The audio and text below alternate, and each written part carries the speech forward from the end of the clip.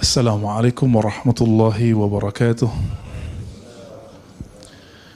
Innal hamdalillah nahmaduhu wa nasta'inuhu wa nastaghfiruh wa na'udzu billahi min shururi anfusina wa min sayyiati a'malina.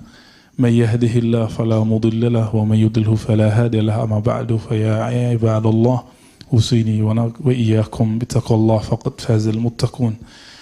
Wa naqulu asbahna wa asbahal mulku lillah. أصبحنا على فطرة الإسلام وكلمة الإخلاص وعلى دين نبينا محمد وعلى ملة أبينا إبراهيم حنيفا وما كان من المشركين لا إله إلا أنت سبحانك إنا كنا من الظالمين اللهم استر عوراتنا بسترك الجميل وفقهنا يا ربنا كما فقهت سيدنا عبد الله بن عباس في قرآنك وفي سنة نبيك محمد صلى الله عليه وسلم. Sahabat-sahabat yang melakukan Allah, terima kasih kepada pengurus yang telah mengundang saya, khususnya kawan-kawan ngaji di mana ngaji, pengaji di mana. Ya, semoga Allah berkahi amal-amal antum semua, amin. Keberkahan itu dimulai dengan qiyamul lail wa salatil jamaah. Keberkahan itu dimulai kepada orang yang bangun di malam hari dan yang bangun salat subuh berjamaah. Nabi mengatakan, Innallaha yuhibbul witra. Allah mencintai witir. Maka kata Imam Sya'rani, jika ingin tidur malamnya dalam keadaan berkah cinta Allah, maka berwitirlah. Bisa berwitir sebelum tidur, bisa berniat witir sebelum tidur. Maka siapa saja yang berniat witir sebelum tidur, dia tidur dalam cinta kepada Allah. Dan kalau dicinta Allah namanya apa? Wali. Jadi wali Allah itu mudah. Antum jaga witir setiap malam, ketinggalan, kelupaan, ketiduran, diqadha. Seperti Nabi mengqadha salat witir. Bahkan Nabi mengqadha salat rawatib. Satu kali ba'da subuh di salat kitab Sahih Bukhari disebutkan, dan ini hadisnya banyak. Beliau ba'da salat subuh salat lagi 2 rakaat. Sahabat bingung, apakah salat subuh bertambah menjadi 5 rakaat?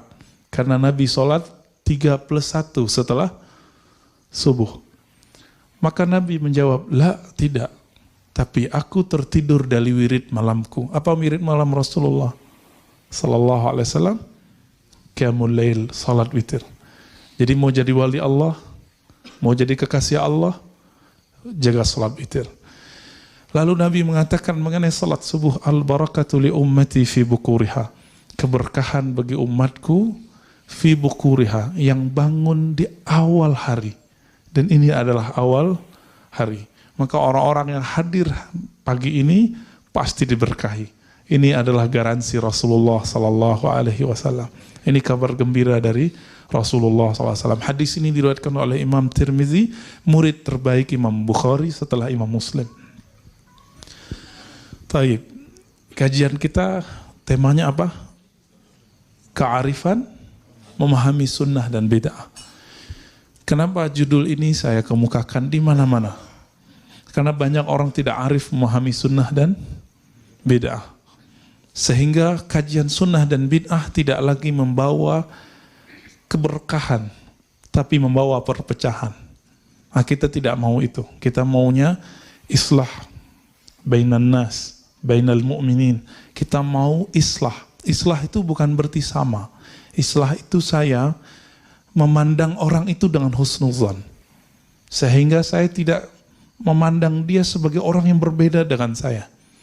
Cuma karena beda hal-hal yang sepele, kemudian tidak membuat dia, oh itu beda, itu syubhat. Itu manhaj yang beda dengan aku. Nggak ada kalimat seperti itu. Suatu kali Zaid ibn Sabit, yang sekarang jasanya kita pegang, apa itu? Al-Quran. Dalam hadis Sahih Bukhari dan Muslim, Abu Daud, Tirmizi, dan imam-imam yang lain, disebutkan bahwa Abu Bakar dan Umar radhiyallahu ta'ala anhuma, ini pembeda ahlu sunnah dengan syiah, membaca radhiyallahu terhadap sahabat-sahabat agung, yaitu Abu Bakar dan Umar. Mereka ini berdua datang kepada Zaid ibn Thabit. Apa yang mereka katakan? Wahai Zaid, engkau ulama muda, hafiz Quran, sekarang tahukah engkau para hufaz terbunuh lebih dari ratusan orang. Di riwayat itu disebutkan 70, di riwayat lain 700. Wallahu alam mana yang lebih kuat. Apa kata Abu Bakar dan Umar? Seandainya engkau mengumpulkan Quran, tentulah elok, tentulah baik. Apa kata beliau? Hal taf'alani ma lam yaf'al bihi Rasulullah sallallahu alaihi wasallam. Wahai tuan-tuan yang agung, wahai Abu Bakar dan Umar, apakah engkau melakukan apa yang Rasulullah tidak lakukan? Berarti di situ ada dua konsep, dua definisi mengenai bid'ah. Definisi Abu Bakar dan Umar dan definisi Zaid. Abu Bakar dan Umar radhiyallahu taala anhuma ketika memahami suatu kebaikan, maka itu dianggap bagian dari sunnah meskipun Nabi tidak buat.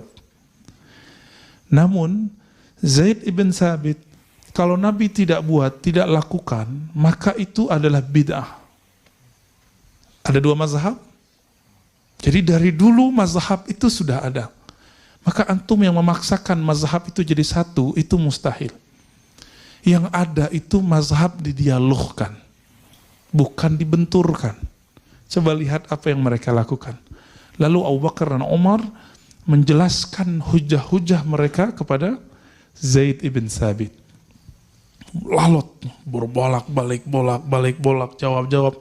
Dan itu tidak sebentar. Memakan waktu yang sangat panjang. Akhirnya Zaid mengatakan, fa'ara ma ra'aya. Aku kemudian IC. Ara itu terjemahan Inggrisnya IC. Aku faham apa yang mereka fahami berdua.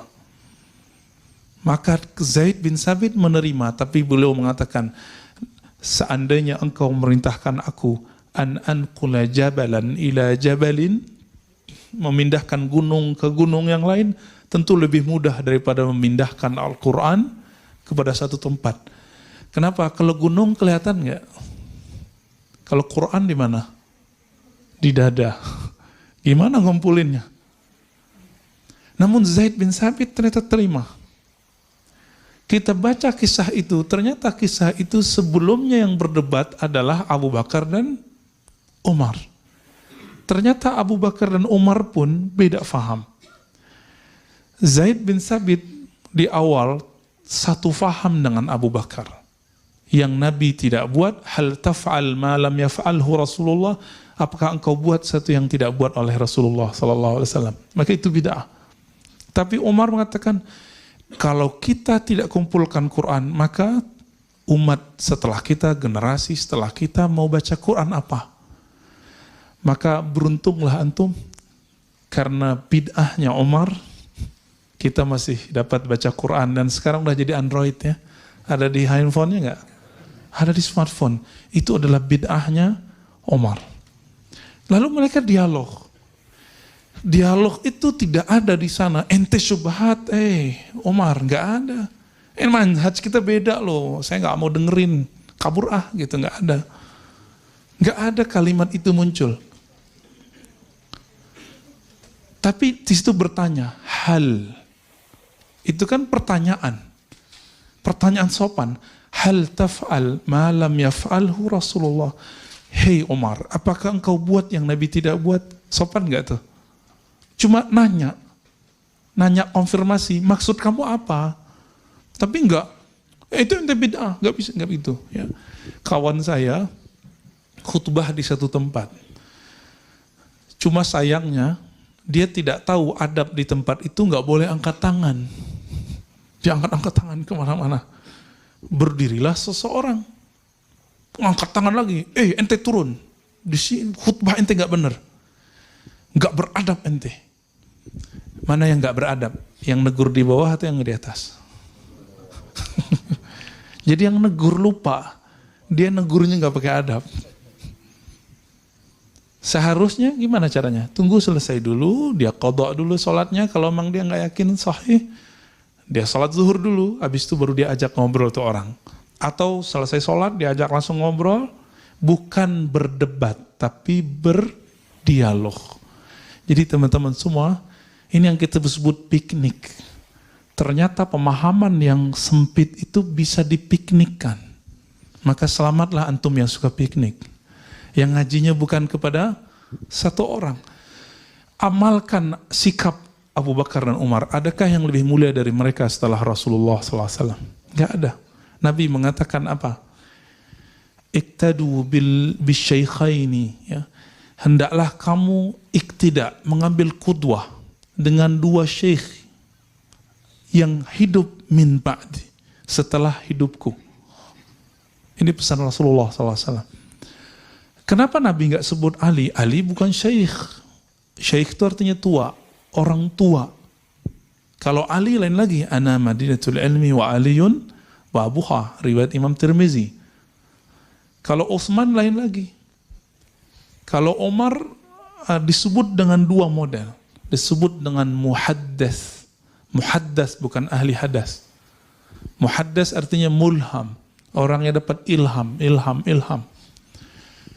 Maka ketika Umar radhiyallahu taala anhu melihat orang di malam Ramadan, ada yang ruku, ada yang sujud, ada yang berdiri, ada yang lagi tidur-tiduran, ada yang senderan, ada yang baca Quran, beliau mengatakan, seandainya engkau hai Ubay memimpin mereka salat. Dipimpinlah salat berapa rakaat? 20 rakaat. Dan rakaat itu sampai sekarang masih bertahan di Madinatul Munawwarah dan Makkah Al-Mukarramah. Ya, Al-Madinah Al-Munawwarah dan Makkah itu masih 20 rakaat. Cuma di sini pengurusnya kan sayang sama jamaah. Takutnya kalau lebih dari 11 kabur atau pingsan. Taib. Apa kata Umar? Ni'matil bid'atu hazihi. Ketika melihat orang-orang ruku rapi semua, sujud rapi semua. Semuanya rapi. Apa kata beliau? Ni'matil bid'atu hazihi, senikmat-nikmat bid'ah itu ini. Anaknya Abdullah bin Umar. Anaknya siapa? Umar. Beliau itu melazimkan, mengkontinyukan salat duha. Nabi tidak pernah mendawamkan salat duha.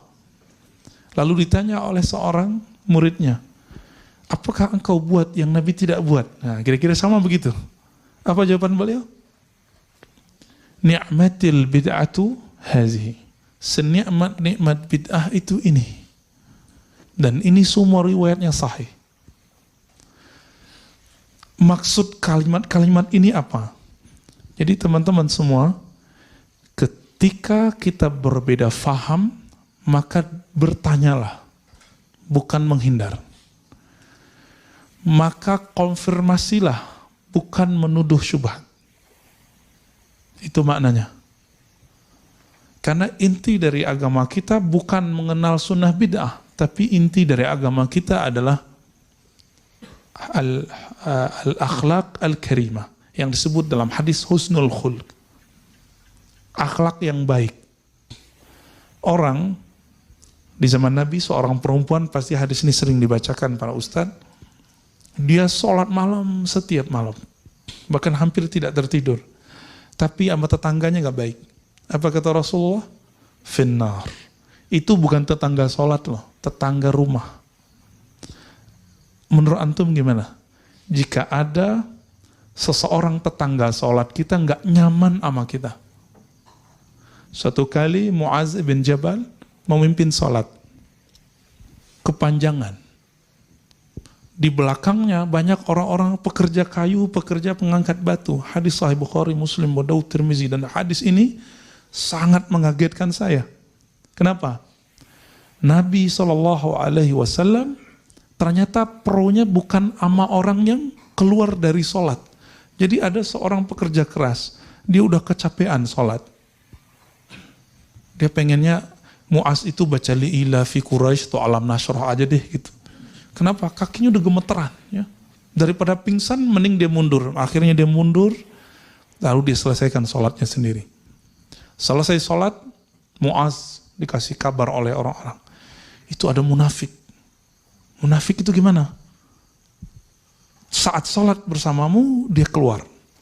Oh, jadi dulu ternyata kalangan sahabat itu memandang orang yang keluar dari jamaahnya munafik. Mirip-mirip sekarang lah ya. Oh, wah kayaknya udah kena syubhat nih. Gitu, kira-kira begitu ya. Syubhat itu kan bukan istilah yang benar. Syubhat itu kan istilah hukum yang tidak jelas. Antara halal dan haram disebut wa bainahuma umurun mutasyabihat. Syubhah. Maka istilah ini tidaklah pantas digunakan untuk menyebut ustadz yang berbeda faham dengan kita. Maka sebaiknya kita emang tidak perlu menyebut orang itu syubhat. Itu tidak benar. Cukup katakan aku beda dengan dia. Selesai. Itu nggak masalah kok. Boleh nggak mengatakan beda? Boleh. Yang tidak boleh itu mengatakan apa tadi? Syubhat. Karena itu ada cacian di situ. Sibabul muslim fisq. Ciri-ciri dai-dai fasik itu suka menghujat. Nauzubillah min zalik. Itu hadis sahih Bukhari Muslim. Sibabul muslim fisq. Di riwayat kedua fusuq. Mencaci sesama muslim. Siapa yang disebut muslim? Yang mengatakan la ilaha illallah Muhammadur Rasulullah. Fasik. Fasik itu munafik. Baca surah Al-Munafikun. Munafikun disebut munafik di situ. Fasik di situ. Zalim di surat yang lain. Kafir di bagian yang lain. Jadi hati-hati dengan istilah ini. Maka teman-teman semua, jika antum berbeda, katakan apa? Kami berbeda. Selesai. Nah, lalu Nabi pro siapa? Kita coba lihat. Yang diadili orang yang tadi keluar atau Muaz?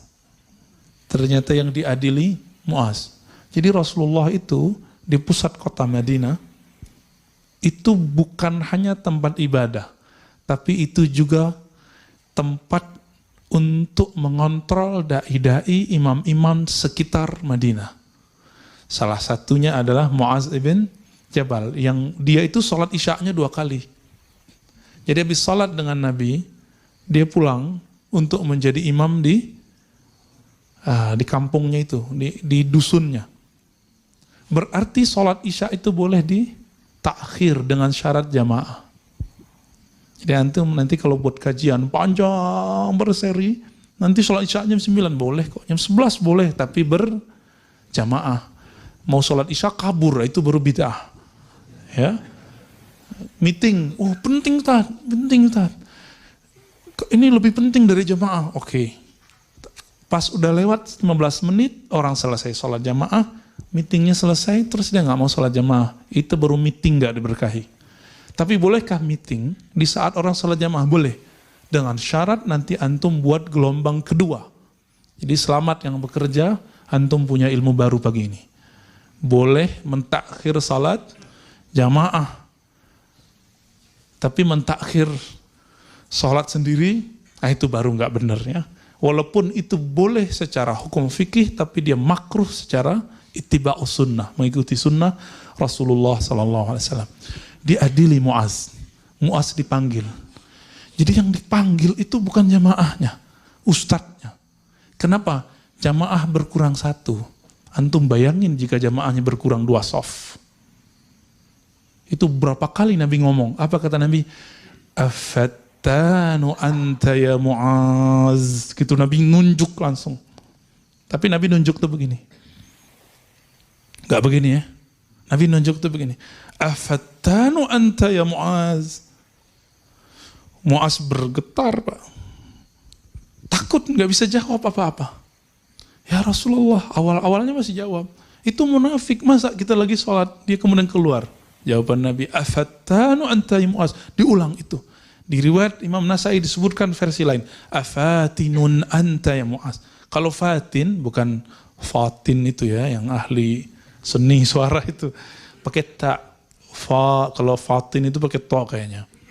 Kalau fatin, lalu ada mubalaghahnya. Berlebihan artinya. Fattan, kamu telah berlebihan dalam membuat fitnah. Fitnah dalam bahasa Arab buat kacau. Cuma satu jamaah nyusut. Disebut pembuat fitnah. Antum bisa bayangkan.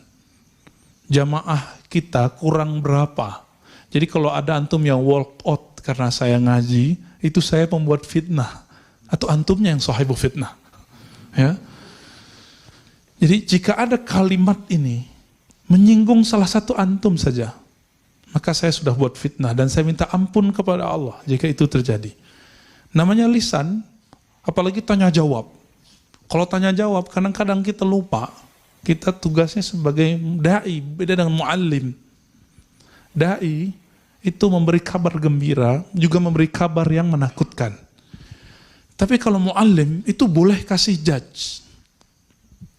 Jadi kalau sistem kajian antum di sini sudah kajian ta'lim, itu si ustadz boleh buka yang tidak boleh dibuka saat dakwah. Boleh memberi sanksi yang tidak boleh diberi sanksi saat dakwah. Itu bisa bedain. Boleh tahzir yang perlu ditahzir tapi tidak boleh disampaikan dalam dakwah. Itu. Nah, orang-orang tidak bisa membedakan itu, tapi udah jadi dai duluan. Sehingga dia mentahzir di saat dakwah.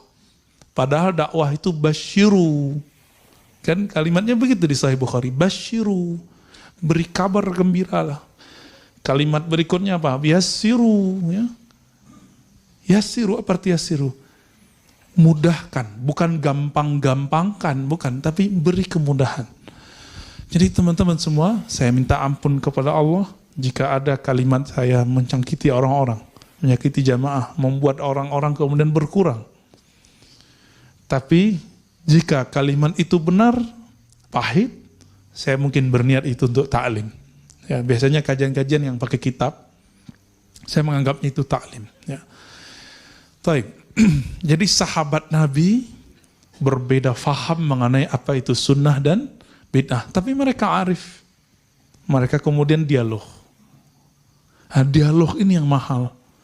Maka jangan buat majelis debat. Buatlah majelis tukar pikiran. Konfirmasi aja. Konfirmasi. Jangan buat majelis bentak-bentak. Buat majelis konfirmasi. Nanyain baik-baik. Seperti Zaid bertanya kepada Abu Bakar dan Umar. Ini baru zaman sahabat. Sekarang kita masuk ke zaman tabi'in. Tabi'in, ya. Saya dapat kabar, dapat WA mengenai satu amalan yang dianggap menyembah guru. Dianggap menyembah guru. Yaitu cium tangan. Kalau orang Bandung udah biasa cium tangan sama guru ya. Apa kata si ustadz? Itu sampai kepada saya dan tunjukin videonya. Takbilu liat nisfus sujud. Mencium tangan separuh sujud. Ini bahaya nggak kalimat ini? Bahaya. Ya. Karena sujud di situ artinya nyembah, toh? Ya. Berarti saya separuh nyembah guru kalau cium tangan guru. Ini bahaya. Kita coba cek ulama-ulama tabi'in. Bahkan di sahabat sudah ada. Ya. Lebih dari cium tangan. Antum coba lihat. Suatu kali seorang tabi'in datang kepada Anas ibn Malik. Anas itu 10 tahun khidmah untuk Nabi SAW tidak digaji. Adakah hari ini khadim, asisten rumah tangga, pembantu yang mau bekerja tanpa digaji? Gak ada. Ya. Ummu Sulaim, ibundanya Anas ibn Malik radhiyallahu taala anhuma, itu mengirim Anas untuk mengabdi kepada Rasulullah dan mengatakan, wahai Rasulullah, kami tidak minta gaji. Tapi minta doa. Tapi minta doanya nanti di akhir. Setelah Anas mengabdi. Anas mengabdi 10 tahun, selesai mengabdi ketika udah dewasa. Jadi umur 10 tahun dia mulai ngabdi. 11 tahun kurang dikit, Ummu Sulaim datang kepada Nabi dan mengatakan, ya Rasulullah, ud'u lahu. Tolong doakan siapa? Anas bin Malik. Maka Anas bin Malik didoakan. Doanya melebihi gaji seumur hidup. Gaji 7 turunan, Pak. Apa doanya? Allahumma akthir malahu wa auladahu wa adkhilhul jannah. Riwayatnya macam-macam, kita ambil satu riwayat itu. Ya Allah, banyakkan hartanya, anaknya, dan masukkan surga. Banyak harta, itu lebih dari gaji, Pak. Maka Anas salah satu sahabat terkaya di zamannya. Jadi kaya itu nggak bid'ah. Antum kaya itu nggak bid'ah, itu sunnah. Itu doa Nabi Sallallahu Alaihi Wasallam. Tapi jangan gaya hidupnya gaya orang kaya. Gitu. Karena kalau gaya hidupnya gaya-gaya orang kaya, apa kata Ibrahim Al-Qassar? Siapa yang sok kaya, iftaqarah, maka dia dikutuk menjadi bermental miskin. Nanti keluar lagi model baru handphone, nyesek Pak. Mobil, apalagi mobil Jepang. Ya. Tiap tahun itu keluar bisa 2 kali. 2 kali modelnya. Yang Black Expander kemarin udah nyesek lagi.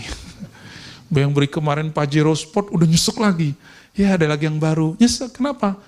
Gaya lifestyle-nya gaya orang kaya. Jadi apa kata Nabi? Allahumma ahyini miskinan. Ya Allah, jadikan lifestyle-ku seperti orang miskin.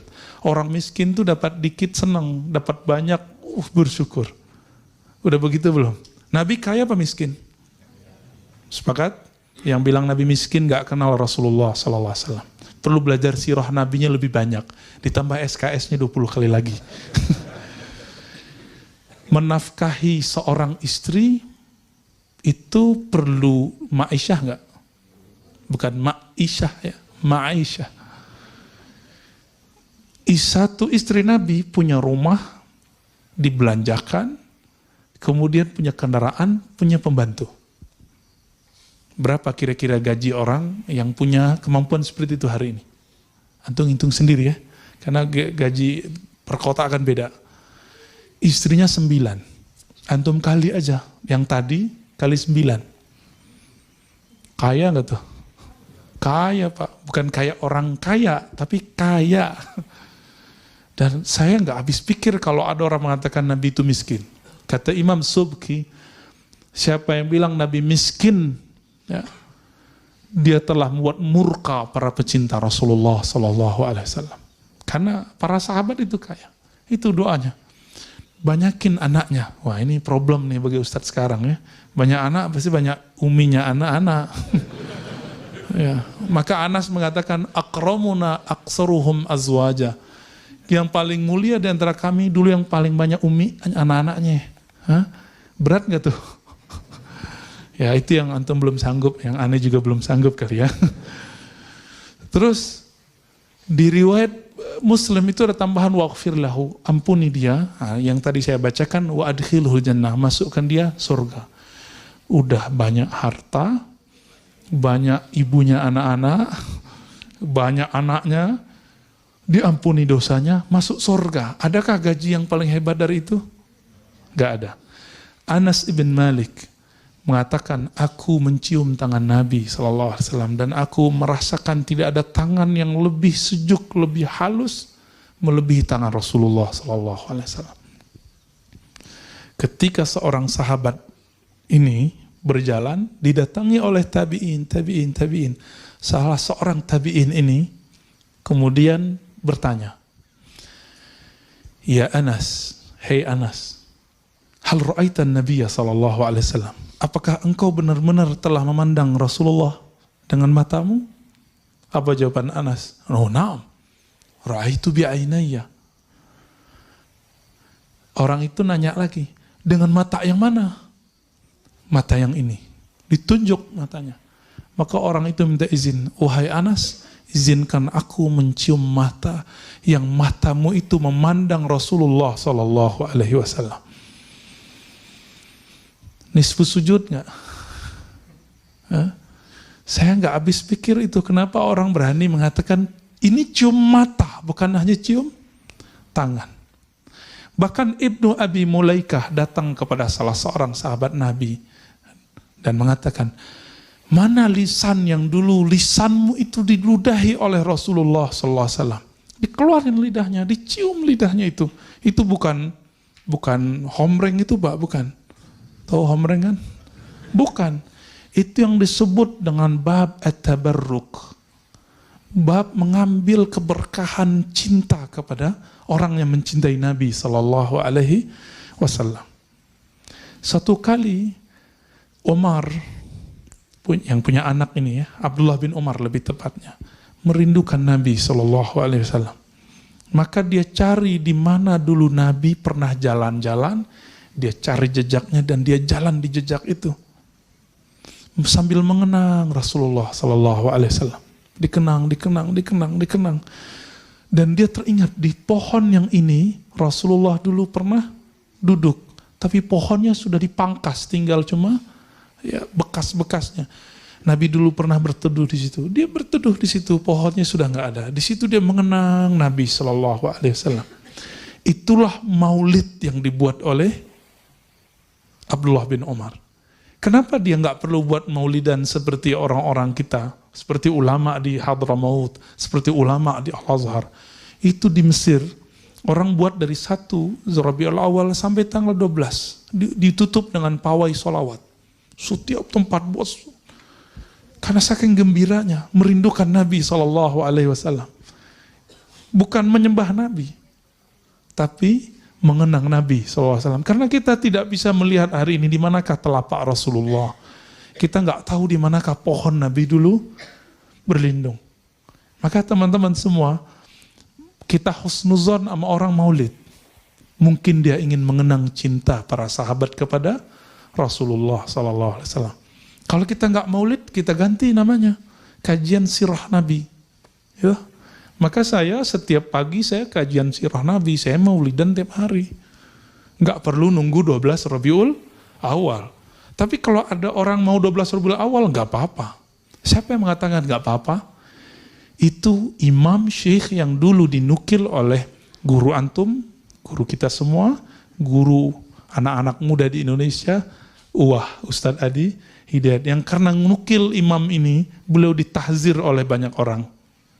Siapa nama orang yang disebut oleh beliau? Sayyid Muhammad Ahlawi Al-Maliki.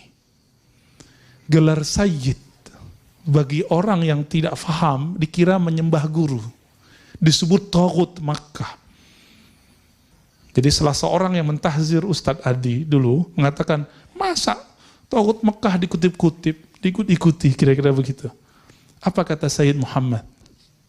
Orang Mekah.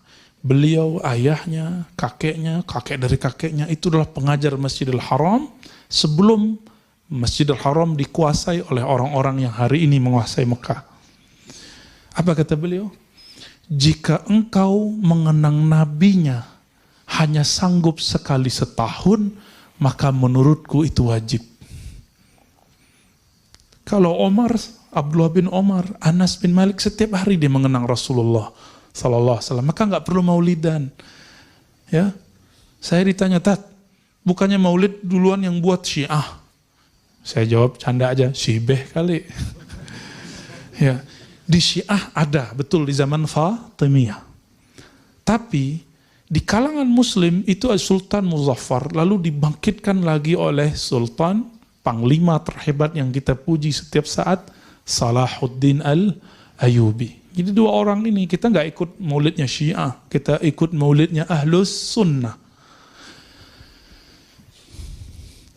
Maka jika disebut bid'ah, teman-teman, mari coba kita bandingkan bid'ah menurut para sahabat, para ulama dengan bid'ah menurut para pendakwah hari ini.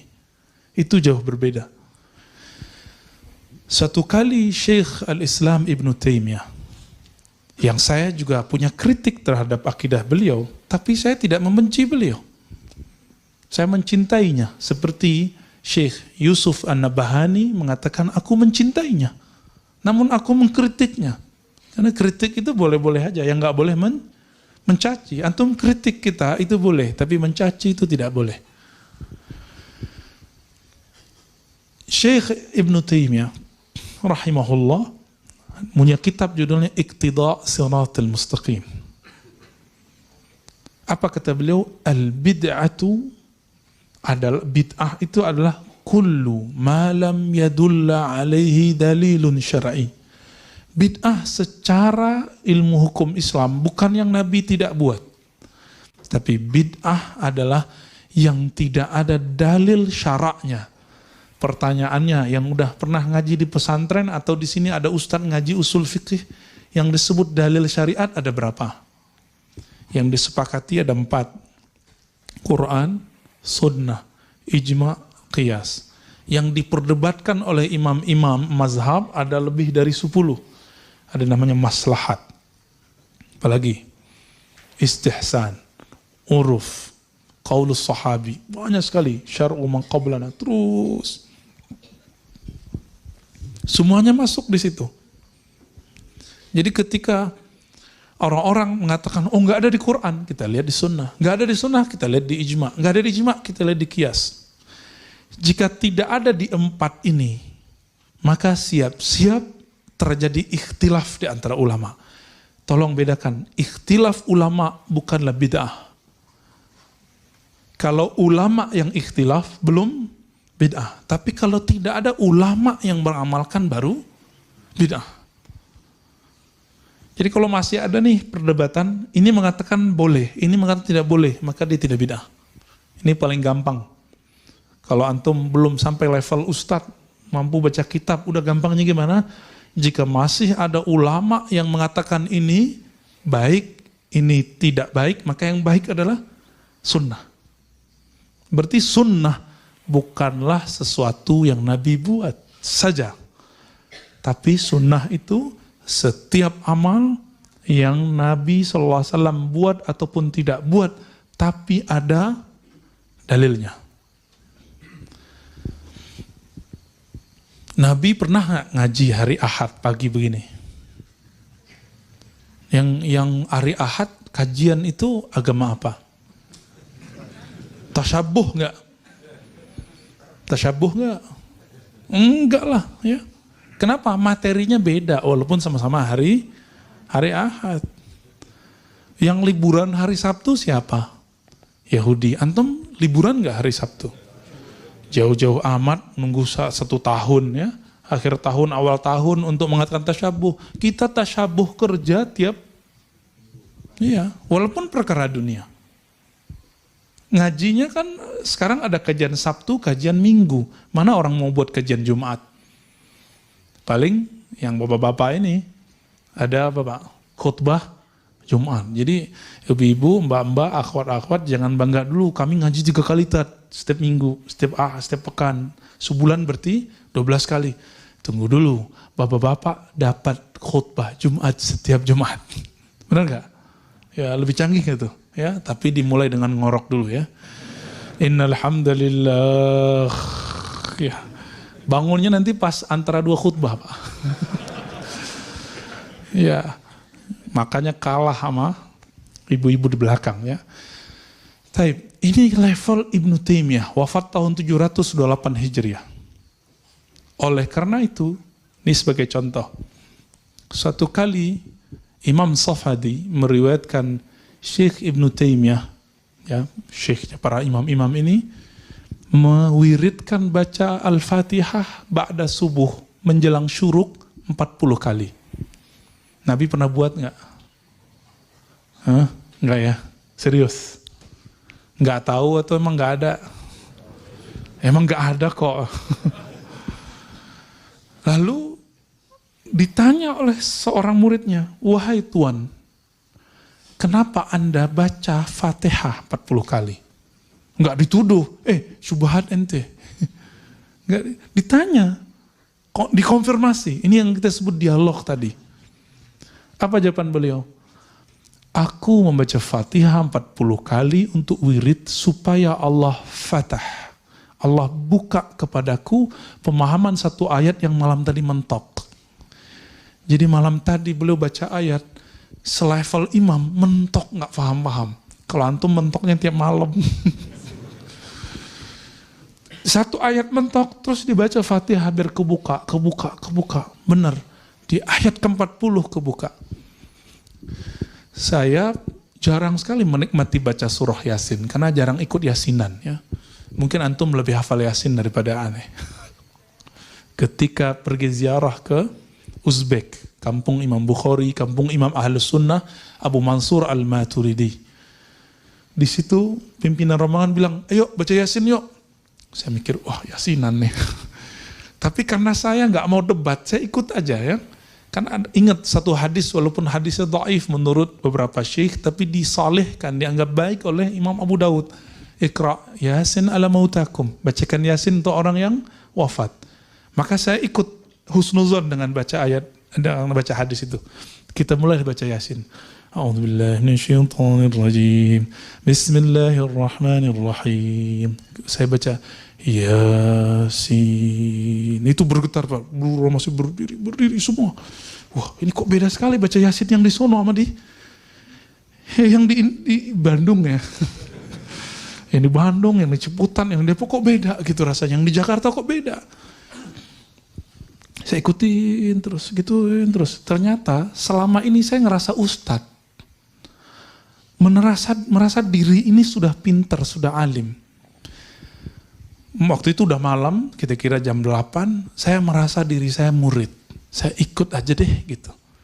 Jadi mengalah sedikit, mau dipimpin oleh orang, ternyata Allah buka di situ.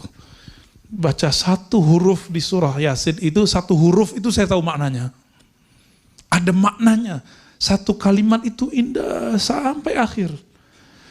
Pengen lagi baca Quran di sana. Yang merindukan lagi baca Quran di sana. Saya nyesel kok saya baca Yasin doang.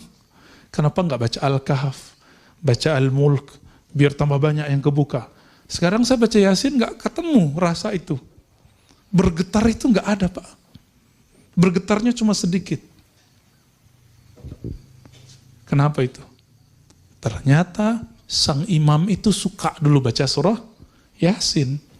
Ayat favoritnya kira-kira begitu. Nah, bid'ah nggak? Ada dalilnya kok. Nah, ini ingat antum. Jika ada satu amalan berdasarkan hadis yang dhaif, dia tidak bid'ah. Loh kok gitu? Kan masih ada dalilnya. Itu yang disebut bid'ah apa? Satu amalan yang tidak ada dalilnya. Yang tidak berlaku hadis dhaif itu untuk hal halal haram dan sifat Allah, akidah. Surga neraka hari kiamat. Itu nggak boleh pakai hadis dhaif. Siapa yang ngomong gitu? Imam Salafus Saleh. Imam Ahmad bin Hanbal, imamnya Ibnu Taimiyah. Ibnu Taimiyah itu ikut beliau. Disebut Sayyidus Salaf. Penghulu ulama salaf. Apa kata beliau? Idza rawaina fil halali wal haram tasyaddatna. Jika kami meriwayatkan hadis mengenai halal haram, kami ketat. Yang dipakai cuma sahih hasan. Wa idza rawaina fi ma siwa dzalik tasahalna. Ya. Jika kami meriwayatkan selain halal haram, maka kami melonggarkan. Maka Imam Ahmad terkenal sebagai imam yang membolehkan hadis dhaif. Banyak yang ngeles, enggak, hadis dhaif yang dimaksud hadis hasan. No, bukan. Kita bisa buktikan berapa banyak amalan Imam Ahmad bersumber dari hadis dhaif. Banyak, Pak, banyak sekali. Dan itu menjadi mazhab Hanbali. Oleh karena itu bermazhab adalah amalan salaf. Yang mengatakan bermazhab luar salaf itu telah mengingkari sejarah salafus saleh. Ya, saya mau tanya, Imam Ahmad bin Hanbal wafat tahun berapa? 241. Ya. Gurunya Imam Syafi'i wafat tahun berapa? 204. Salaf nggak? Salaf ujungnya kan 300. Ini masih di bawah 300? Masih. Imam Malik tahun 179. Imam Abu Hanifah 150. Maka 4 imam ini adalah imam salafus saleh. Antum ikut salah satunya, maka antum salafi yang sahih. Jadi salafi itu mudah sebenarnya. Sangat mudah. Tapi saya nggak tahu kalau nama ini kemudian telah jadi brand banyak orang atau sedikit orang. Ya, maka saya meyakini saya ikut salaf. Karena imam saya adalah Imam Syafi'i, Imam Malik, Imam Abu Hanifah, Imam Ahmad bin Hanbal. Bukan satu imam. Imam kita ada Bukhari, Muslim, Abu Daud, Tirmizi. Nah, ini contoh Tirmizi. Bahwa beramal dengan hadis dhaif itu adalah sunnah, bukan bid'ah. Silakan buka Sunan Tirmizi. Sunan itu jamak dari sunnah. Nanti ketemu satu bab. Bab aqiqah.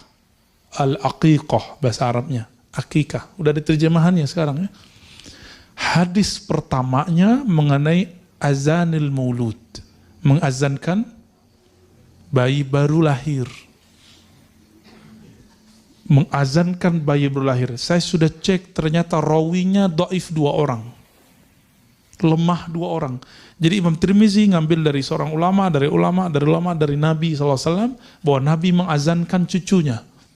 Dan di riwayatnya ada 2 rawi yang dhaif. Tapi Imam Tirmizi, murid Imam Bukhari mengatakan, hasanun sahih. Hadis ini hasan plus sahih. Antum ikut mana? Tiba-tiba muncul Syekh Albani mengatakan hadis ini dhaif. Hadis itu dhaif penelitian ilmu hadis standar. Tapi penelitian imam yang di atas standar yaitu Imam Tirmizi, hadis ini hasan sahih.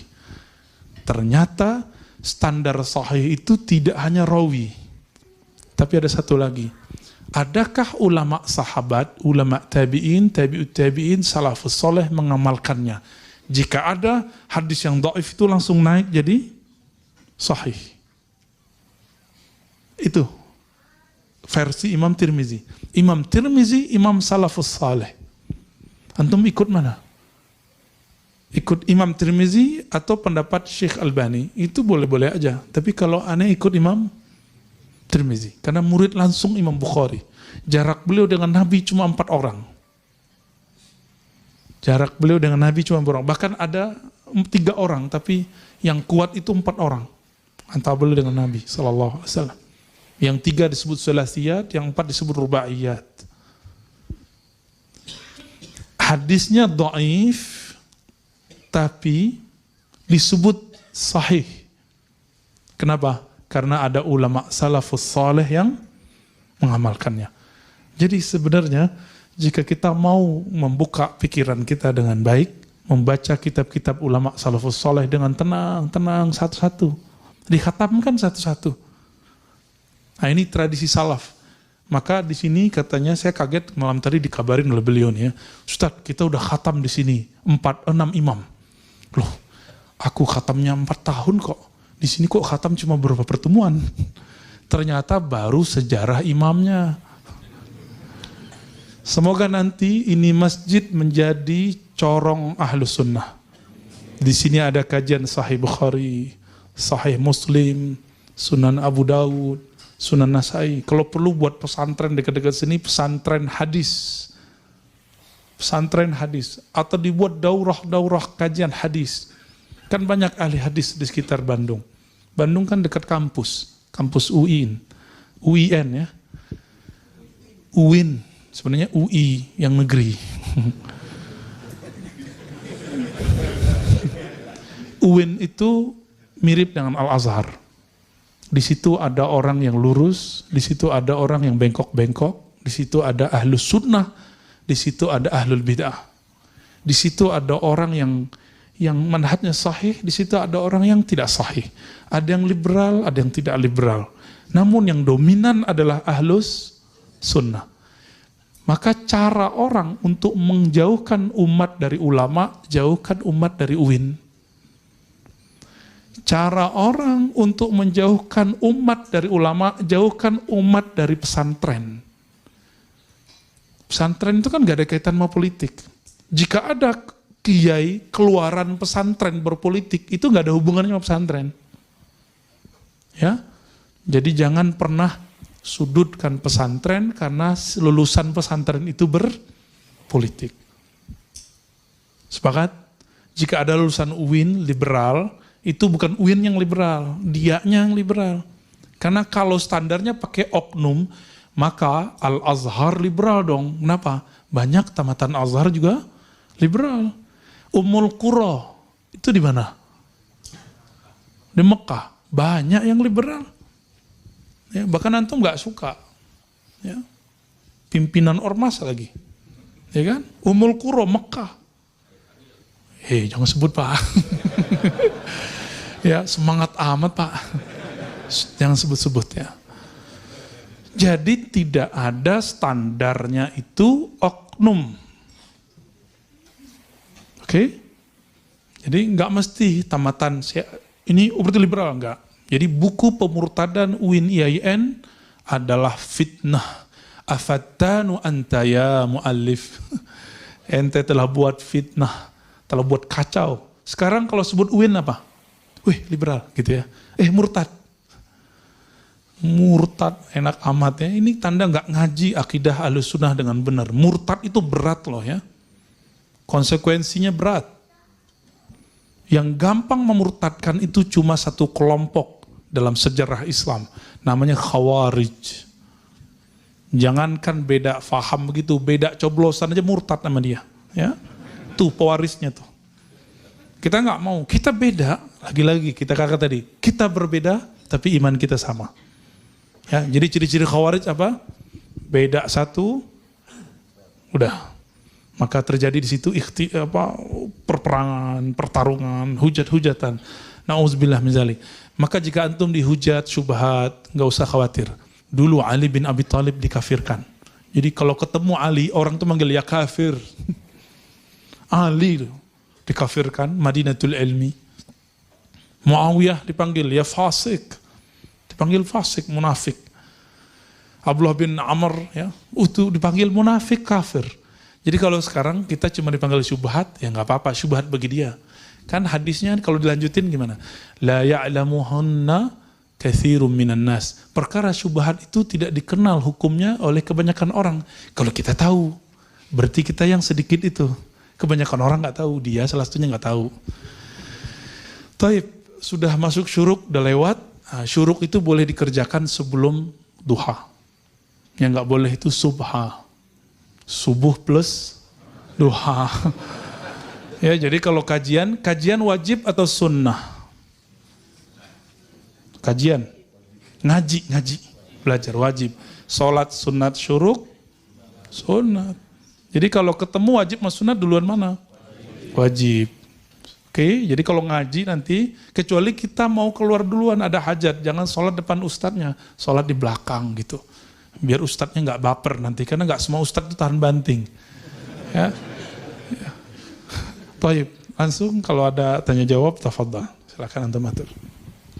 Bismillahirrahmanirrahim. Assalamualaikum warahmatullahi wabarakatuh. Begini Ustaz, dalam kehidupan bermasyarakat ataupun dan juga dalam rangka kita menjalankan syariat Islam,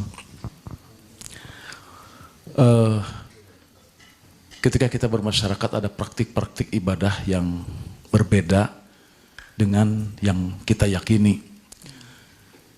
Ketika kita bertukar pikiran Ustaz, seperti tadi kata Ustaz, ada dua pendapat. Kata yang satu, kamu tidak istiqomah menjalankan syariat Islam itu. Tetapi ada yang satu lagi mengatakan, ini harus masuk ke dalam fikih lingkungan. Kita harus mengikuti, kalau kita bermasyarakat, harus mengikuti fikih lingkungan, artinya biasakanlah ikut dengan kebiasaan yang ada di masyarakat. Satu contoh Pak Ustadz, mohon maaf langsung kepada praktiknya. Ketika kita ada misalnya, ada tahlilan yang biasa di masyarakat, karena kita fikih lingkungan, kita masuk, kita ikut mengikuti di sana. Contoh yang lain, misalnya kita tidak berkunut, tetapi ketika kita masjid karena ingin di masjid ada kunut, nah misalnya seperti itu. Kalau jadi makmum barangkali cukup mengaminkan atau tidak mengangkat, tapi kalau kita misalnya menjadi imam, ada satu dilematis, apakah kita harus kunut atau tidak. Nah bagaimana menyikapi itu? Apakah kita termasuk kepada hal yang tadi? Apakah kita tidak istiqomah dengan apa yang kita pelajari, yang kita, dan satu lagi, apakah ada di dalam usul fikih atau yang namanya fikih lingkungan? Demikian Ustadz, terima kasih. Assalamualaikum warahmatullahi wabarakatuh. Assalamualaikum.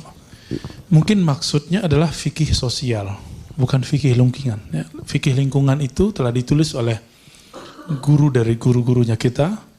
Saya nggak ketemu beliau, tapi hanya mengamati beliau di YouTube dan TV. Syekh Yusuf Al-Qaradawi. Syekh Yusuf Al-Qaradawi, selain bab politik, saya suka beliau. Bab politik kita punya perbedaan gitu.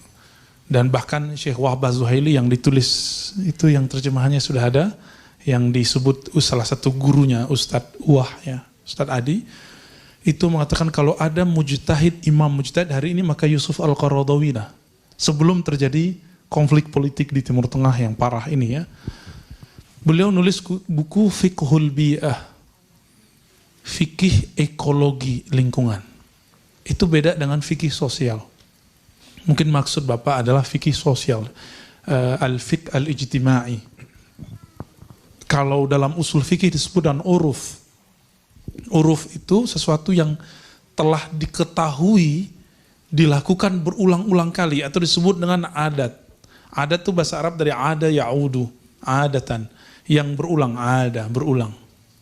Uruf diketahui dari kata satu kata dengan ta'aruf, arafa ya. Arafa.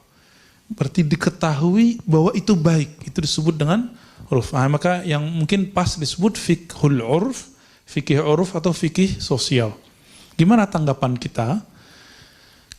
Kalau kita ketemu yang berbeda di tempat dia, maka yang diketemukan, yang dikemukakan di situ bukan siapa kita, tapi adalah akhlak dia. Suatu kali Imam Syafi'i berziarah ke kuburan Imam Abu Hanifah. Karena waktu Imam Abu Hanifah wafat 150, Imam Syafi'i baru lahir. Karena nggak ketemu, beliau cuma ketemu dengan muridnya Abu Yusuf Muhammad bin Hasan Syaibani. Maka beliau ziarah, lalu sholat di masjid dekat situ. Ketika sholat subuh, muridnya nanya, "Wahai Tuan Guru, kenapa engkau tidak berkunut? Kunut subuh." Jawaban Imam Syafi'i apa? "Aku menghormati yang dikubur di situ." Udah meninggal Pak, masih dihormati. Sekarang kita cuma karena beda masalah yasinan, kita udah nggak hormat loh ke orang. Menurut Imam Syafi'i, hadis kunut yang sahih itu subuh. Menurut Abu Hanifah yang sahih itu witir. Salat witir pakai kunut itu yang sahih menurut Imam Abu Hanifah. Itu pun sebelum ruku. Dua orang ini sepakat untuk tidak sepakat, tapi tidak pernah menghujat dan tidak pernah mengatakan yang dikubur tuh syubhat. Nggak ada. Bid'ah itu kan sesuatu yang tidak ada dalilnya. Bukan sesuatu yang dalilnya lemah. Oleh salah seorang ustadz mengatakan tidak boleh ikut kunut. Kenapa? Itu bid'ah, hadis dhaif. Nah, itu logikanya nggak nyambung. Logika hukumnya keputus di tengah jalan. Keputus. Kalau begitu, seandainya dia mikir nggak? Seandainya dia hidup di zaman Imam Syafi'i, berani nggak bilang, Imam, ente syubhat. Syafi'i, ente pelaku bid'ah. Hadis dhaif kok. Imam Muzani depan Imam Syafi'i, pewaris ilmunya Imam Syafi'i itu Muzani, Humaidi, Ahmad bin Hambal. Itu merasa kayak semut depan Imam Syafi'i. Gimana dengan imam yang tadi bilang syubhat itu? Gak kelihatan kayaknya ya. Dia gak mikir sejauh itu. Ini kemudian jadi tanya jawab, bukan tanya jawab ya, tanda tanya gitu. Tanda tanya besar di kepala saya. Katanya ikut salaf gitu. Jadi ketika Bapak misalnya berkunut, terus jadi imam di masjid gak kunut, jangan kunut, hormati pengurusnya atau imam di situ. Kalau enggak usah jadi imam. Tapi rakaatnya jangan ditambah Pak. Ya, itu disebut fikih sosial. Kalau istilah saya ada fikih akhlak. Tapi kita belum tulis bukunya Pak. Kalau istilah Syekh Hasan Al-Banna disebut fikih dakwah. Istilah Syekh Abdul Hasan Nadawi dengan fiqhul batin, fikih qalbu. Jadi kita baru belajar ternyata fikih fisik, belum belajar fikih qalbu. Silakan nanti diundang ustaz-ustaz yang pakar fikih qalbu itu, pakar ilmu qalbu. Biar kajiannya membuat qalbu bersinar, bukan bikin jidatnya bertemu. Baik. Jadi apakah kita disebut tidak istiqomah? Enggak. Justru itu yang disebut istiqomah dalam akhlak yang baik. Nah, ini makna ayat innamal mu'minuna ikhwah. Ya, orang beriman itu bersaudara. Lalu di ayat itu dikatakan fa aslihu baina akhawaikum. Jadi kalau ingin melebur perbedaan menjadi suatu nikmat, wiridkan baca surat ini dan kaji tafsirnya. Surat Al-Hujurat. Islahlah antara saudara-saudaramu. Ayat ini turun dan jadi abadi karena Allah tahu umat ini pasti tidak akan mau islah. Maka perintahnya disuruh islah. Jangankan kita ya. Dulu ketika ada sahabat Ibnu Abbas divonis oleh dokter jangan sujud di atas debu karena matamu sudah sakit.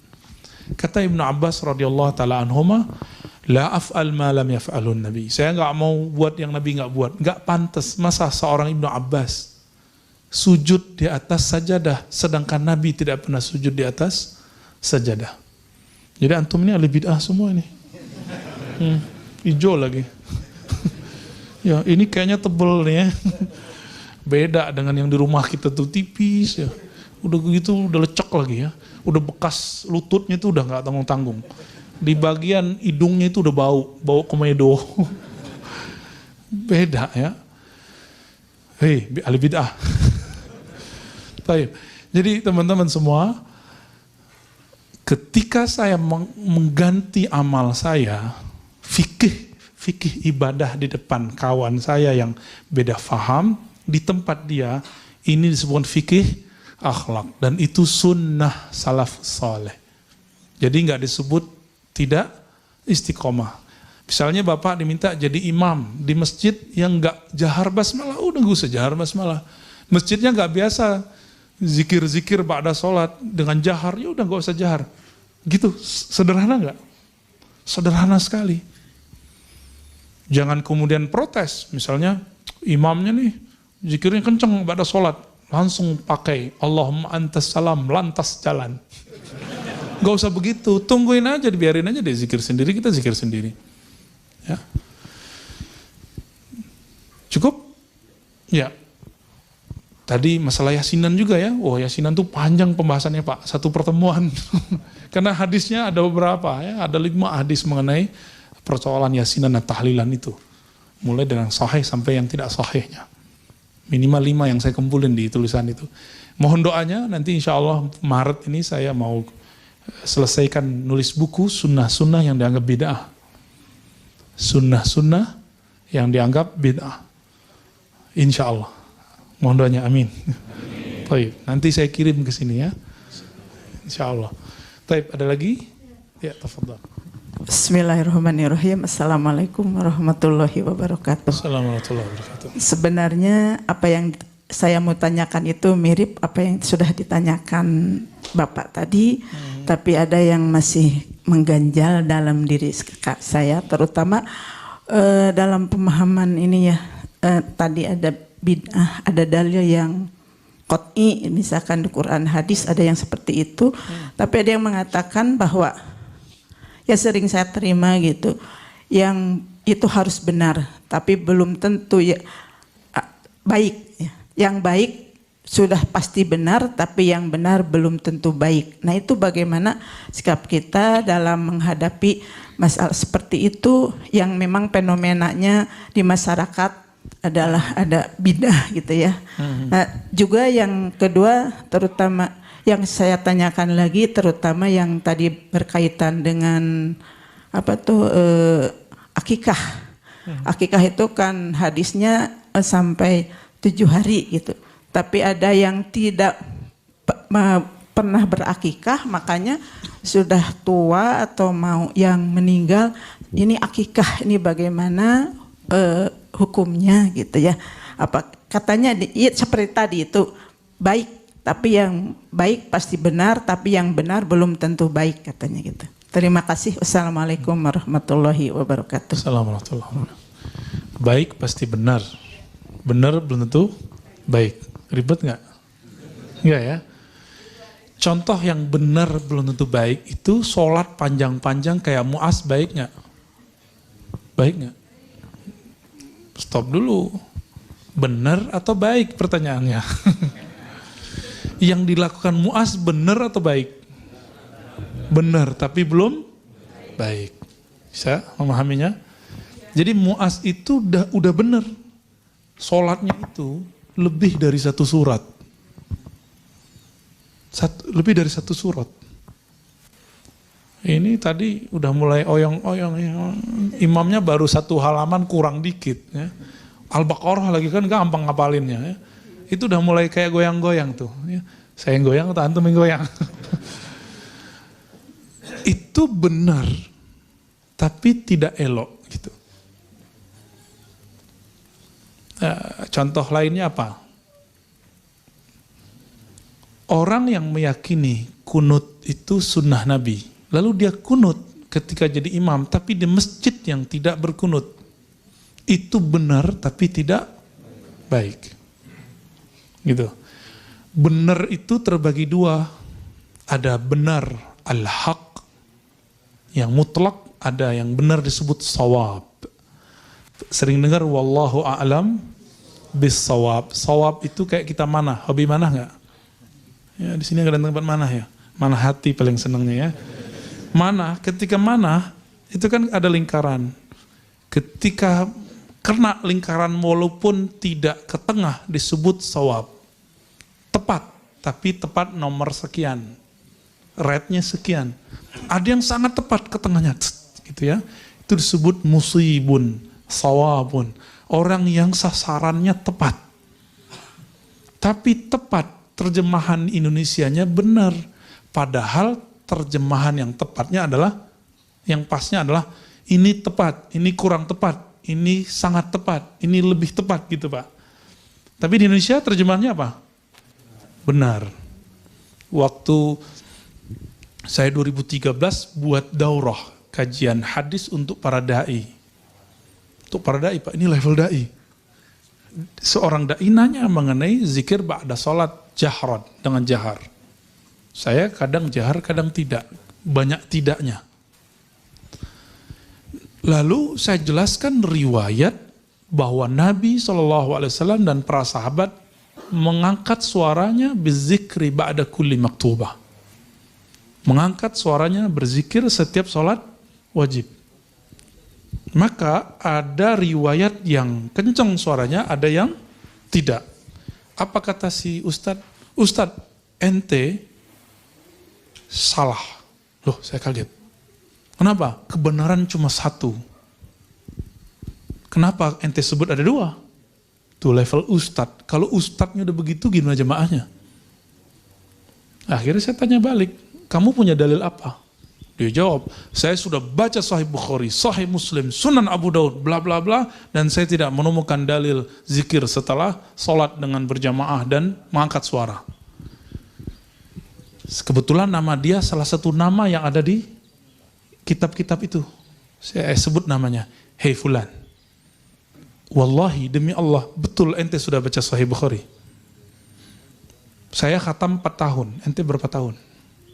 Betul ente sudah baca Sahih Muslim. Betul ente sudah baca Sunan Abu Daud. Jangan-jangan megang aja belum.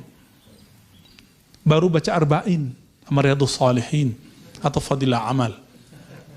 Udah berani bilang, gak ada. Jadi dalam konsep dia, kebenaran itu yang ada di pikirannya. Kalau gak ada di pikirannya berarti gak ada. Oh ternyata inilah nasib para da'i hari ini. Inilah mauqif manhaj beberapa ulama muda, bahkan sudah tua hari ini. Kalau nggak tahu, dibilang nggak ada. Saya kemudian tanya, ente sudah baca kitab ini? Sahih Bukhari, baca Sahih Muslim. Kita sebutin riwayat Ibnu Abbas, Abu Sa'id Al-Khudri, Abu Hurairah. Pusing dia ya. Pusing dia. Kita suruh ulang yang pertama aja dia nggak hafal. Akhirnya kita tanya balik. Ada toh? Berarti ente bohong. Saya nggak bilang gitu. Dalam hati saya ngomong, ente bohong. Katanya udah baca Sahih Bukhari, covernya paling gitu ya. Mau ngejek itu kan nggak enak, mempermalukan orang depan. Ya.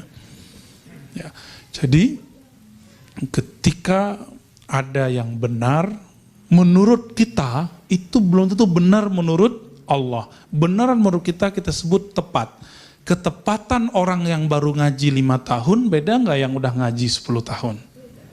Ketepatan orang baru hijrah kemarin sore dengan orang hijrah dari dia kecil, kalau saya nggak perlu hijrah. Saya nggak kemana-mana kok. Ya, saya dari dulu udah ikut aliran-aliran Pak. Dari awal saya ngaji, saya pertama ikut kajian di kampung saya, bersanad Qur'annya ke Rasulullah, fikihnya bersanad ke Rasulullah, terus ikut aliran A, B, C, D, sampai kemudian 10 aliran baru saya masuk kampus. Jadi nggak perlu hijrah, karena udah dari kecil hijrah. Kalau antum perlu hijrah, ya kita sudah melakukan itu dari dulu gitu, sudah hijrah dari dulu. Ketika kita baru ngaji sekian tahun, bacanya cuma 1 jam sehari, lebih banyak buka WA-nya, nonton YouTube-nya, buka TV-nya daripada orang-orang yang membaca. Terus kita bilang, yang aku nggak tahu nggak ada. Pantas nggak? Aku benar, kamu belum tentu benar. Ini bagian akhir jawaban yang Ibu tadi tanya. Sekarang ada gerakan tidak mengkultuskan kiai, bagus. Tapi terjebak kepada mengkultuskan pendapat seorang ustadz atau sekian ustadz atau sekelompok ustadz. Sehingga muncul suatu kaidah, yang aku katakan adalah kata-kata Allah dan Rasulnya. Ini perkataan yang keliru. Ini perkataan yang berbahaya. Karena jika yang aku katakan adalah kata Allah dan Rasulnya, yang beda sama aku, berarti beda dengan Allah dan Rasul. Bahaya nggak? Bahaya Pak. Dan ini lebih bahaya daripada kultus kiai. Kultus ustadz lebih bahaya. Kultus ustadz, mati ustadznya beres. Ustadznya salah, ditinggalin jamaahnya. Tapi kalau udah kultus pemikiran, antum kritik pemikiran ustadz itu, jamaahnya mulai sorak. Ya, mulai kemudian kenceng. Apa katanya? Ente menyalahi Allah dan Rasulnya. Manhaj kami manhaj Allah dan Rasulnya. Saya udah usut-usut. Ternyata ini perkataan Khawarij di awal-awal menentang Ali bin Abi Thalib radhiyallahu ta'ala anhu. Apa kata mereka? La hukma illa lillah. Tiada hukum kecuali hukum Allah. Yang kita putuskan ini adalah hukum Allah. Ali bukan melaksanakan hukum Allah, maka Ali kafir. Muawiyah kafir. Kafir. Ujung-ujungnya kafir. Dan ini berbahaya. Jadi tolong, jangan kultuskan kiai, jangan kultuskan ustadz plus pemikiran ustadz. Cukup hormati ustadz, hormati pemikiran ustadz. Pemikiran ustadz disebut sawab, bukan hak. Al-haqqu min rabbika. Kebenaran itu mutlak dari Allah, dari langit turun ke bumi. Tapi kalau sawab dari bumi ke bumi. Oke, jadi tolong jangan kultuskan. Nah itu kata kuncinya. Cukup? Ada lagi? Akikah, bolehkah saya akikah ketika udah gede? Gitu ya, udah meninggal. Kita nggak ketemu dalil yang mendukungnya. Namun yang saya temukan cuma perkataan Ibnu Mubarak mengenai bukan akikah, tapi berkurban. Pada saat berkurban, Abu Hanifah yang pendapatnya mirip dengan Ibnu Mubarak, ulama salaf semua, membolehkan mengakikahkan orang mati atau memberikan kurban untuk orang mati, tapi dengan syarat tidak memakan dagingnya. Kenapa? Karena dihitung sedekah. Memakan sedekah yang telah diberi sama dengan menelan muntah sendiri. Jadi kalau ada yang beramal, misalnya pengen mengikahin ayah ibu, itu amalan ulama salaf. Siapa? Ibnu Mubarak dan Abu Hanifah. Membolehkannya, tapi dengan syarat apa? Tidak memakannya. Kalau kurban saya boleh ambil nggak? Kalau akikah saya boleh makan nggak? Boleh, kita undang orang makan. Tapi jika itu sedekah, maka dia makruh dimakan. Saya udah kasih antum air nih, terus saya minum lagi. Enggak, itu makruh. Jadi kalau naktir orang, saya bilang, yang aku berikan ke kamu itu taktiran, sedekah. Tapi yang aku makan bukan gitu. Kalau enggak nanti kita makan. Ya. Atau kita bawa makanan, ayo makan apa namanya, yuk. Jangan bilang, ini hadiah buat kalian, terus kita makan. Kita sudah makan, air ludah sendiri. Kalau kita punya ketajaman kolbu, kita bisa lihat tuh. Orang itu jorok. Cuma antum kan gak lihat. Alhamdulillah gak lihat. Coba kalau antum lihat, pusing ya. Seperti Imam Malik, itu pusing. Dan Imam Abu Hanifah itu pusing. Melihat ada orang yang berwudu, itu melihat semua dosanya luntur. Cuma sanggup selama 7 harian, terus minta, ya Rob, tolong cabut pandangan batinku ini. Akhirnya beliau nggak ngelihat lagi. Jadi kalau ada orang sholat sampingnya, kelihatan dia, wah ini bekas Malik nih, nyolong nih. Wah ini habis jelalatan nih matanya nih. Yang satu lagi habis ngultus-ngultusin kiai ini. Yang satu lagi habis subhat-subhatin ustadz nih. Kelihatan sama imam ini, dia cabut. Makanya imam tersebut dulu mengatakan tidak sah berwudu dengan air musta'mal. Sekarang bilang boleh. Tapi Imam Syafi'i bilang nggak boleh. Nanti tanya ustadz-ustadz yang ahli fikih ya. Ustadz ahli fikih Jakarta diundang belum? Kayak Ustadz Sarwat. Udah ya. Nah, itu paling alim sebenarnya bilang fikih. Kalau antum fokus ngomong fikihnya. Jangan ngomong masa lalunya. Kalau ngomong masa lalunya kenceng ya. Jadi boleh akikah di luar tanggal 7 disebut qadha us-sunnah atau mengqadha amalan-amalan sunnah Nabi. Ya, seperti Nabi pernah mengqadha salatnya.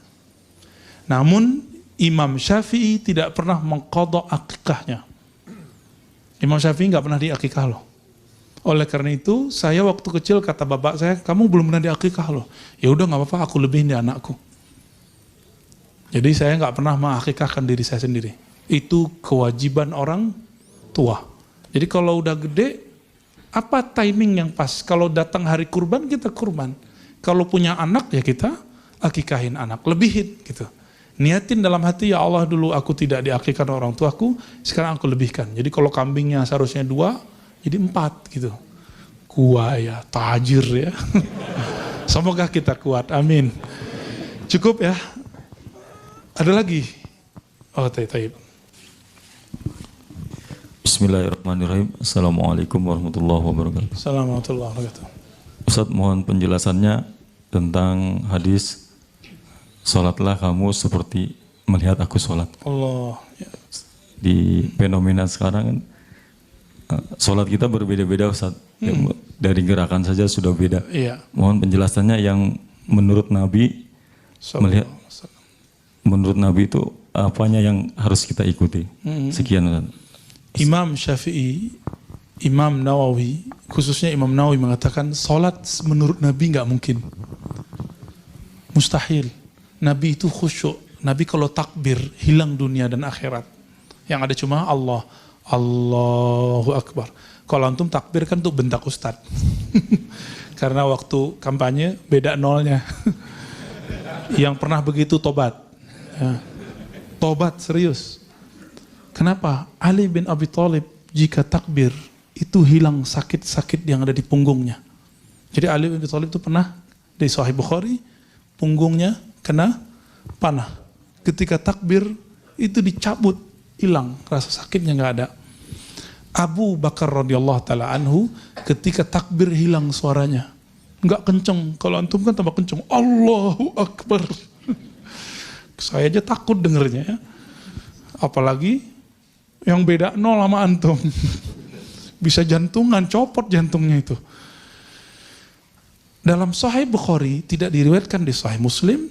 Dalam bagian salat Imam Bukhari meriwayatkan Nabi bersabda, "Shallu kama ra'aitumuni usolli." Ini coba lihat kalimatnya pelan-pelan. Salatlah kamu seperti kamu melihat aku salat. Nabi nggak ngomong gini, "Shallu ka salati." Salatlah kamu menurut aku salat, berdasarkan aku salat, enggak mungkin Pak. Nabi kalau sholat, surga neraka langsung depannya. Coba antum kalau ngeliat neraka, kabur. Ngeliat surga nggak mau balik. Nabi Idrisnya nggak mau balik, ya kan? Ada yang lebih kuat imannya dari Nabi Idris? Nggak ada. Itu rahasianya kenapa Allah belum perlihatkan surga saat kita sholat. Padahal Nabi mengatakan, ketika aku berdiri di tempat ini, aku memandang surga.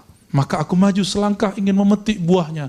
Tiba-tiba berubah menjadi neraka. Aku mundur satu langkah. Itu. Lain lagi di hadis salat kusuf. Mereka kan kusuf ya. Coba tanya imamnya, pasti nggak mengalami itu.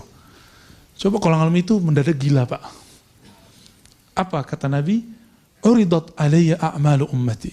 Di saat Nabi salat kusuf. Kusuf, dulu namanya sama kusuf dan khusuf. Ahli fikih yang membedakannya bulan dengan matahari.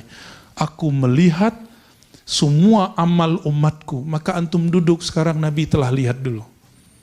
Semoga itu tanda syafaat Rasulullah ada pada kita. Amin.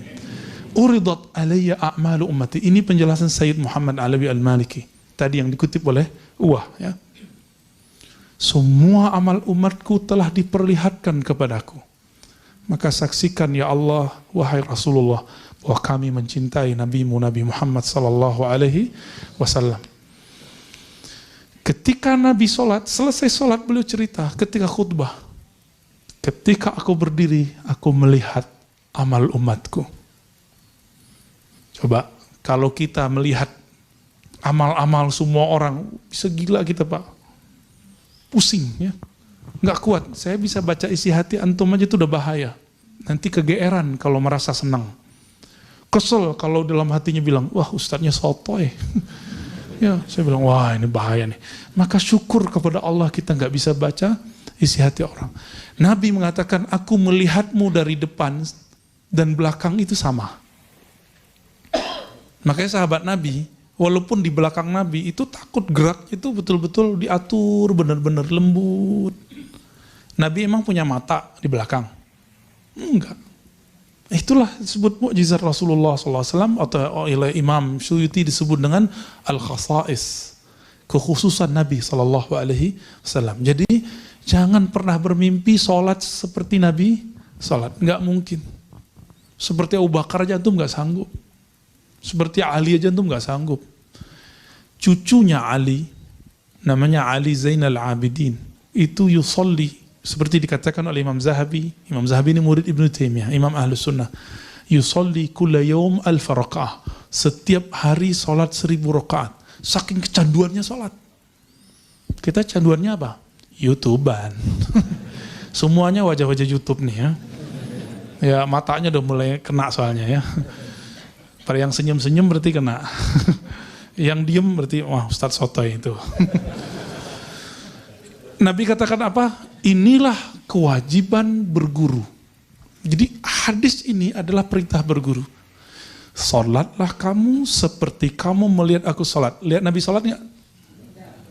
Maka kita cari orang yang ketemu Nabi. Ketemu sahabat Nabi nggak? Nggak ketemu? Serius? Yang ketemu mimpi Nabi aja susah ya.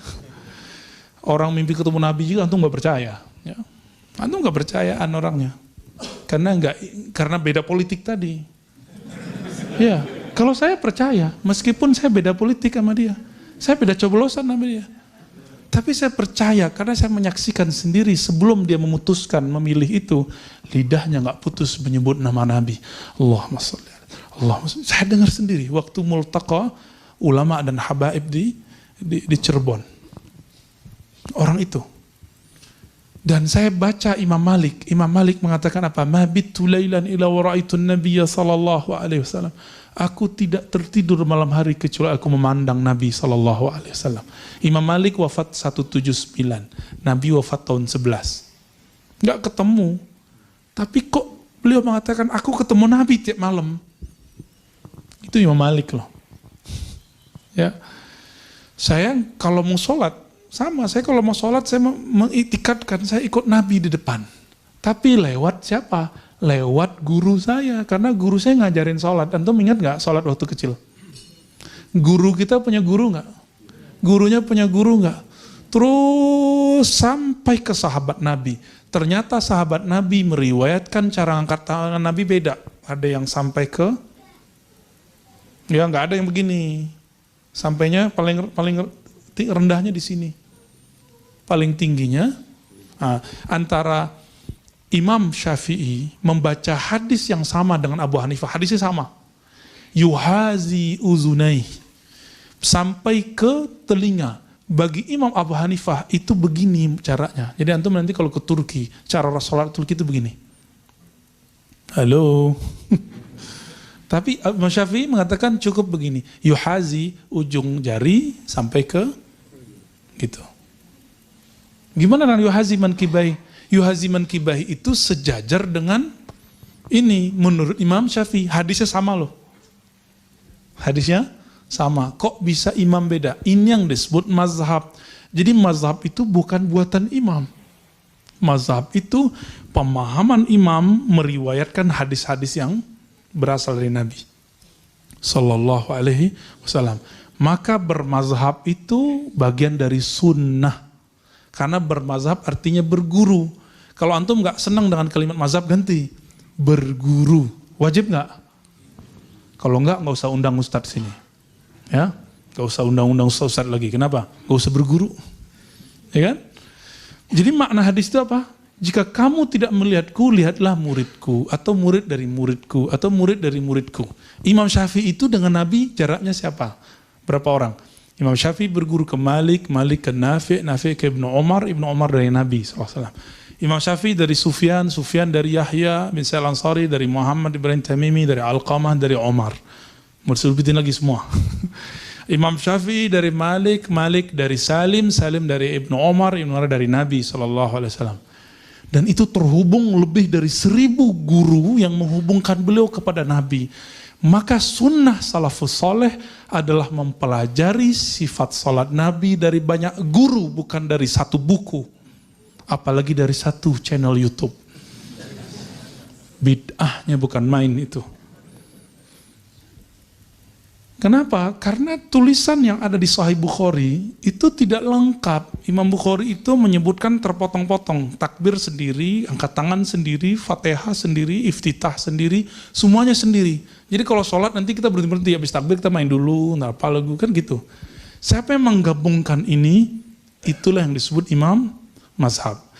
Imam Bukhari itu, dia tidak sedang ingin meruntuhkan mazhab Syafi'i. Justru sedang memperkuat mazhab Imam Ahmad bin Hanbal Hanbali, Imam Muhammad bin Idris Syafi'i, Malik, Maliki, Hanafi. Kenapa?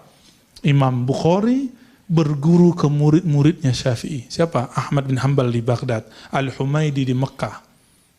Banyak lagi. Murid Imam Malik, siapa namanya? Muhammad ibn Maslamah, ya. Muhammad bin Salamah, Muhammad bin Yusuf Kutaibah. Orang-orang ini adalah murid Imam Malik. Imam Syafi'i murid Imam Malik. Jadi Imam Bukhari itu bukan sedang meruntuhkan ajaran mazhab. Tapi sekarang orang kesannya kalau baca Sahih Bukhari nggak usah bermazhab. Padahal baca Sahih Bukhari antum tidak akan lepas dari mazhab. Mau baca hadis pertama langsung Syafi'i, Humaidi, murid Imam Syafi'i itu.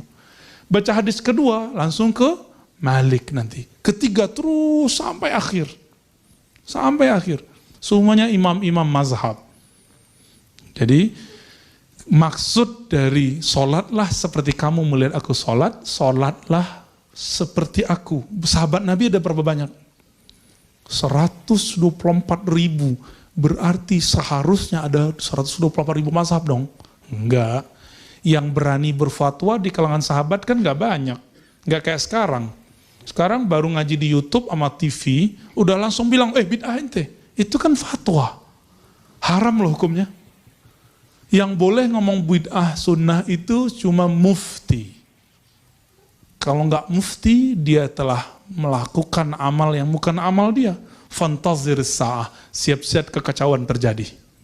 Benar nggak? Masjid kalau sudah mulai mufti gadungan muncul, siap-siap jamaah sama pengurus sama pengurus, ustadz sama ustadz, ramenya bukan main. Lebih parah dari pasar, Pak. Ya, pasar itu orang cuma tarik menarik harga. Ini enggak. Tarik menarik pengajian sama imam, sama muazin. Ya. Allahu Akbar. Jadi sholatlah kamu seperti melihat aku sholat, sholatlah seperti murid seperti dulu kita belajar di kampung. Jadi guru antum dulu yang di kampung itu, dia telah meriwayatkan fi'il Nabi. Dia periwayat loh. Dia periwayat. Jadi boleh sholat seperti orang kampung itu boleh. Ustadz kok gak ikut buku? Emang dulu pakai buku. Imam Syafi'i ngomong gini, al-ilmu haddasana. Ilmunya ulama salafus saleh itu adalah berguru. Aku dulu melihat guruku begini, aku dulu mengenal guruku begini. Jadi silakan pulang kampung lagi. Ke apa? Bukan ke kampung yang tempat lahir, pulang kampung ke mazhabnya, pulang kampung ke ajaran gurunya. Itulah yang disebut dengan mengikuti salafus saleh, bukan ikut buku. Karena buku itu, kata Imam Sya'bi, dulu ilmu ini adalah permata. Tidaklah dapat mengaksesnya kecuali para hufaz, para penghafal dan para fuqaha, orang-orang yang faham. Namun, idza kutiba, ketika telah ditulis, syarakana man laysa minna, maka orang yang tidak berguru ikut-ikutan campur tangan dengan apa yang kita tulis, yang kita hafal. Jadi sholatlah seperti imam-imam salafus soleh yang membangun mazhab salafus soleh, bukan seperti buku-buku, bukan seperti YouTube itu, bukan seperti video-video itu. Ya, video itu, buku-buku itu hanya salah satu penafsiran ulama belakangan. Jika ada salaf dengan belakangan berbeda, antum ikut siapa? Ya, ikut buku yang telah mati atau ikut guru yang masih hidup? Guru, karena yang tahu buku itu salah, guru apa buku itu sendiri? Bukunya bisa ngomong nggak? Hei, aku salah loh. Nggak bisa. Taib. Jadi di Quran nggak ada faqra'u kitabakum, nggak ada. Itu pun kitabakum, kitabak itu tentang amal, soleh dan tidak soleh. Yang ada fas'alu ahlaz zikri. Tanyalah orang yang alim. Berguru kepada orang yang alim. Gitu mas ya. Akang Pak AA. Jadi berguru ke orang itulah sunnah Nabi SAW. Baik, kelas, udah siang, bentar lagi kita salat syuruk ya. Kesimpulan kajian kita pada pagi ini kembali ke definisi sunnah. Apa itu sunnah? Sesuatu yang ada dalilnya.